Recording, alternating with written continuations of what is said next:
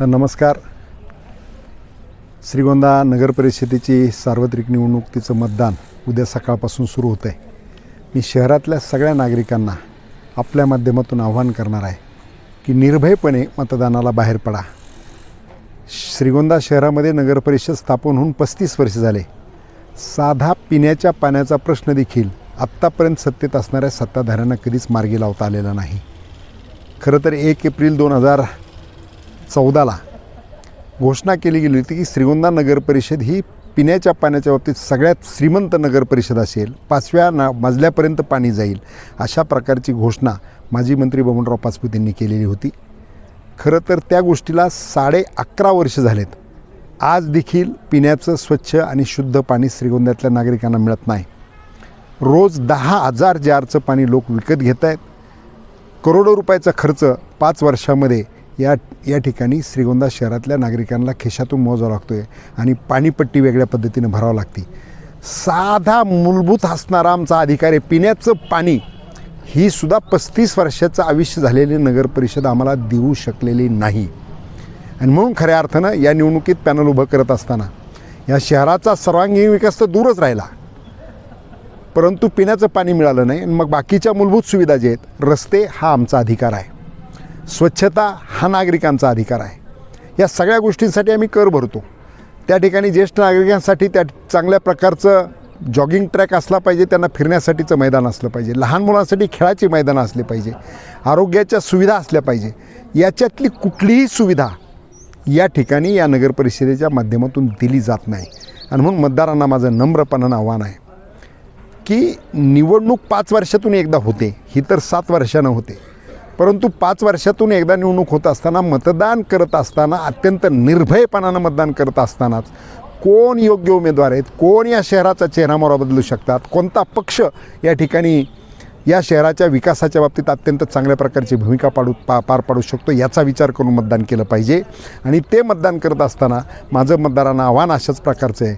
या राज्याचे उपमुख्यमंत्री, राष्ट्रवादी काँग्रेसचे राष्ट्रीय अध्यक्ष आदरणीय अजितदादा पवारसाहेब यांचं जे व्हिजन आहे, त्या माणसानं जीवनभर काम करत असताना विकासाच्या मुद्द्यावरती, विकास आणि सामान्य माणूस केंद्रस्थानी मानून त्याच्या कल्याणासाठी काम करण्याचा प्रयत्न केलेला आहे.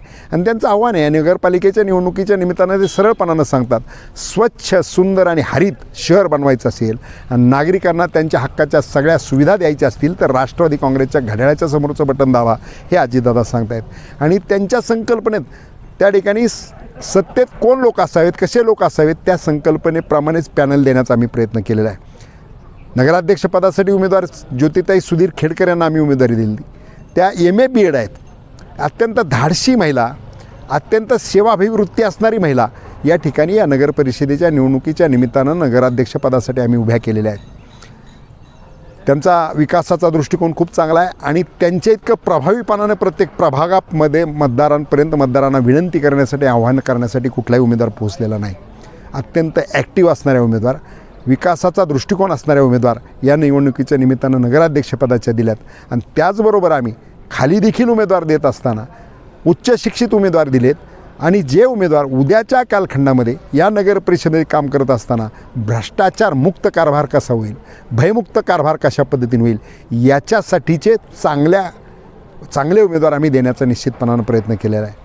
समोरचे पॅनल जर कधी काही बघितले तर ते पॅनलमध्ये ज्यांनी एकमेकाच्या आपसात प्रचंड मारामाऱ्या केल्या, ज्याच्यासाठी गाव बंद राहिलेलं आहे, असे उमेदवार एका पॅनलमधून राहिल्याचं चित्र देखील आपल्याला पाहायला मिळतं. मला बाकी कोणावर टीका करण्यापेक्षा मी नागरिकांना एवढंच आव्हान करणार आहे की 35 वर्षामध्ये एकही सुविधा समोरच्या 2ही पॅनलची सत्ता, किंबहुना 3ही पॅनलची, कारण भारतीय जनता पार्टीची बबनराव पाचपुतेंच्या नेतृत्वाखालची सत्ता अनेक वर्ष होती. मनोहर पोटेंचं त्या ठिकाणी नगराध्यक्ष म्हणून त्यांनी अनेक वर्ष काम केलं. 3रा पॅनल राहिला बाबासाहेब भोस यांच्या नेतृत्वाखालचा. बाबासाहेबांनी स्वतःहूनच अंगावर ओढून घेतलं की जो काय बरा वाईट विकास झाला तो बबनरावांनी मी दोघांनी केला, असं त्यांनी म्हटलेलं आहे. आता नागरिकांना विकासाच्या बाबतीत संपूर्णपणानं माहिती आहे की अत्यंत विकास नाही, पण हे शहर भकास करण्याचं काम यापूर्वीच्या सगळ्यांनी सत्ताधीशांनी केलेलं आहे. आणि म्हणून ही 3ही पॅनल हे या शहराच्या विकासाच्या दृष्टिकोनातून योग्य नाहीत। या शहराचा विकास करायचा असेल तर केवळ राष्ट्रवादी काँग्रेस पक्ष करू शकतो। आदरणीय अजितदादांचं व्हिजन करू शकतं आणि दादांच्या नेतृत्वाखालचं राष्ट्रवादी काँग्रेसचं पॅनल निवडून आलं तर दादा या शहराचा चेहरामोहरा बदलवण्यासाठी लागेल तेवढा निधी देऊन या शहरामध्ये एक चांगल्या प्रकारचा विकास घडवून आणण्यासाठी निश्चितपणानं आम्हाला आशीर्वाद सगळ्यांना देतील। आणि म्हणून माझी आपल्या माध्यमातून सगळ्या नागरिकांना विनंती आहे, निर्भयपणानं मताला बाहेर पडून कुठल्याही आमिषाला बळी न पडता उद्या राष्ट्रवादी काँग्रेसच्या घड्याळाच्या समोरचं बटन दाबून सगळ्या पॅनलला विजयी करा। या विकासाचं वचन आम्ही तुम्हाला निश्चितपणानं देतो आहे। वचननाम्याच्या माध्यमातून जे वचनं दिले ते 5 वर्षामध्ये आम्ही पूर्ण केल्याशिवाय राहणार नाही, एवढी खात्री या आपल्या माध्यमातून श्रीगोंद्यातल्या नागरिकांना निश्चितपणानं देतो आहे। नळाचं येणारं पाणी या शहरातला प्रत्येक नागरिक निर्धोकपणानं पिऊ शकेल आणि त्याच्या आरोग्यदायी अशा प्रकारचं ते पाणी असेल।